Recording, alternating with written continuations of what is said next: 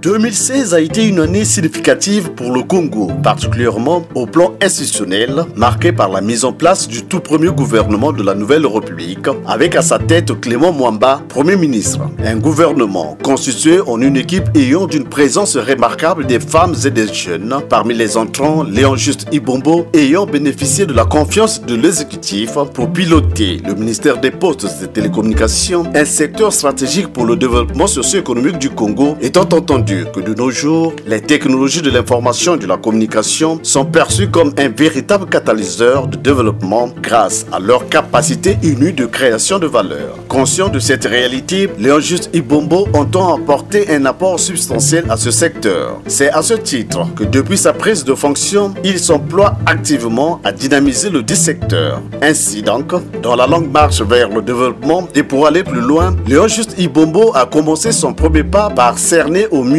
le fonctionnement des entreprises sous tutelle, aussi s'imprégner les conditions dans lesquelles exerce le personnel évoluant dans ces entreprises. Partout où il est passé, le ministre a appelé le personnel à la prise de conscience professionnelle et aux populations de s'approprier les produits fruits de ces entreprises congolaises. Pour se mettre au diapason de l'outil numérique, le ministère des Postes et Télécommunications, sous l'impulsion de Léon Juste Ibombo, a procédé en juin 2016 au lancement de son site internet.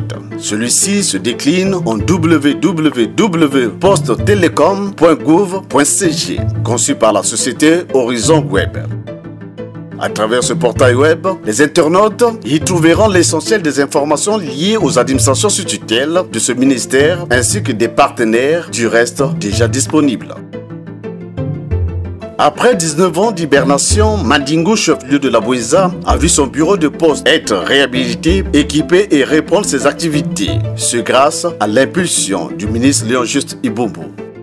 Dans le même élan, Mandingo, qui abritait les festivités du 56e anniversaire de l'indépendance du Congo, couplé avec la municipalisation accélérée, s'est aussi doté d'un centre multimédia avec une connexion à très haut débit, produisant une lueur d'espoir auprès des jeunes.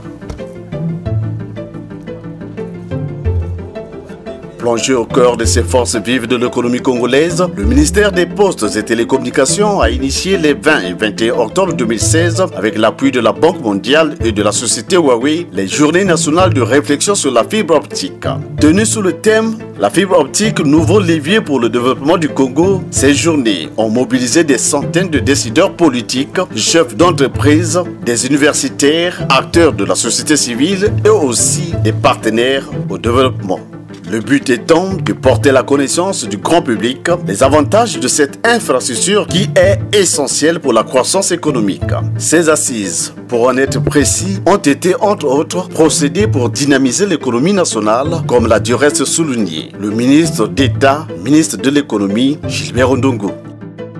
La deuxième journée a été consacrée à la visite de la Maison des informaticiens du Congo et de Congo Télécom en compagnie des parlementaires. L'ambition du gouvernement de faire du Congo une société de l'information équitable et ouverte à tous s'affirme du jour le jour. Pour preuve, le gouvernement a consenti des lourds investissements à cet effet. Et pour se rendre compte de ce qui se fait sur le terrain, le ministre des Postes et Télécommunications s'est déplacé personnellement le 14 juillet dernier sur l'un des principaux sites en Goyo, à Pointe-Noire. Ici, il s'agit des travaux de génie civil consistant à creuser et planifier la fibre optique dans le cadre du projet CAB, entendu Central African Backbone, cofinancé par le gouvernement congolais et la Banque mondiale. Il s'agit d'un projet très intégrateur qui permettra non seulement de relier le Congo au Gabon, mais d'avoir une sortie avec la fibre optique, mais aussi et surtout a permis de créer plus de 450 emplois et devra en créer davantage. Reste le dernier kilomètre.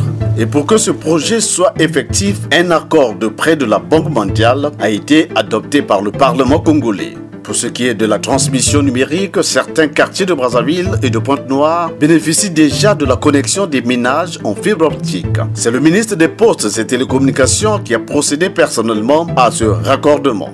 La fibre optique, il va falloir l'optimiser. C'est du reste l'un des défis qu'entend relever le ministère des Postes et Télécommunications. Ainsi, dans cette optique, le ministre Léon Juste Ibombo multiplie contacts et stratégies avec différents partenaires. Ces nombreux contacts à l'étranger s'inscrivent dans cette ambition. En Chine, le ministre Ibombo a eu des échanges fructueux avec les responsables de la société Huawei Technologies, l'un des grands fabricants dans le secteur de la téléphonie mobile, et conclu une convention de partenariat avec Zhejiang Yongda Industry Group. Celle-ci annonce la création d'une usine de fabrication des poteaux en béton à Brazzaville courant 2017.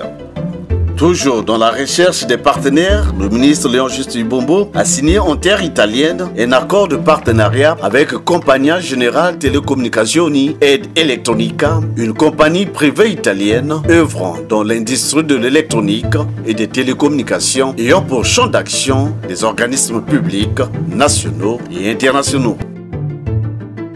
Sur le plan organisationnel, Brazzaville a abrité la tenue de la réunion des ministres de la CEAC en charge des TIC. L'engagement du gouvernement congolais à la réussite de ces assises a été bien apprécié. Ces assises ont permis à la validation d'un cadre législatif et réglementaire cohérent pour les télécommunications TIC et la cybersécurité dans l'espace CEAC-CEMAC. La participation du ministre Léon Juste Ibombo aux réunions des organismes internationaux en 2016 était de mise. Celle de l'UPA, l'Union panafricaine des postes à Yaoundé en juillet, et de l'Union postale universelle UPU à Istanbul en Turquie. Aussi, dans le cadre de la promotion des entreprises du secteur des télécommunications congolais, le ministre Ibombo a eu à participer aux différentes cérémonies organisées par ces entreprises. Entre autres, le lancement de la première édition du salon eConnect Village à Brazzaville, le lancement officiel de Airtel Money et le lancement de la 4G avec MTN. Tout ne se faisant pas en une période aussi relativement courte, 2017 laisse présager davantage des bonnes perspectives au niveau du ministère des Postes et Télécommunications.